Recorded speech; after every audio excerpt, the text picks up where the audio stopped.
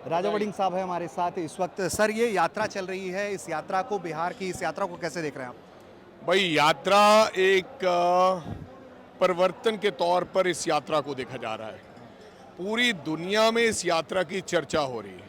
Vote चोरी की जो चर्चा है वो पूरी दुनिया में है, ना केवल देश में है। लोगों ने कहा कि नरेंद्र मोदी जी ने वोट चोरी करके इस देश के अंदर सरकारें बनाई है।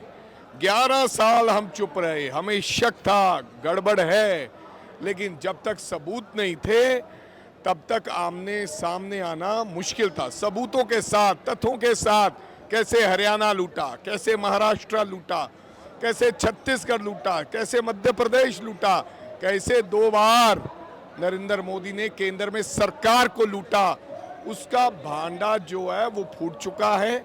लोगों के सामने चेहरा नंगा हो चुका है। सर, ये जो भीड़ आई हुई है यात्रा में, या जो समर्थक हैं जो देखने आ रहे हैं राहुल गांधी को, प्रियंका भी आई हुई हैं, उस क्रेज को लेकर क्या आपको बिहार में कांग्रेस का ये रिवाइवल दिखता है? मेरे को तो लगता है कि आप देखेंगे कि क्या होगा।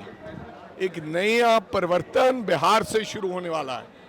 एक जिस प्रकार से लोगों के मन में उत्तेजना है, लोगों के भाव हैं, ऐसा लगता है कि नया सैलाब और इनकलाब बिहार से शुरू होगा। एक आखिरी सवाल है वड़िंग साहब, एक आखिरी सवाल बस, कि कॉन्स्टिट्यूशनल अमेंडमेंट बिल को लेकर बड़ी चर्चा है, जेपीसी में भेजने की बात है। अमित शाह साहब कह रहे हैं कि उसमें गलत क्या है, कांग्रेस इसका विरोध कर रही है।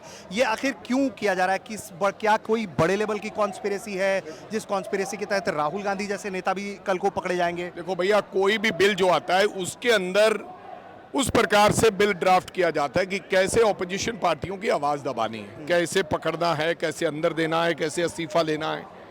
ऐसा ही कुछ इस बिल के अंदर भी है।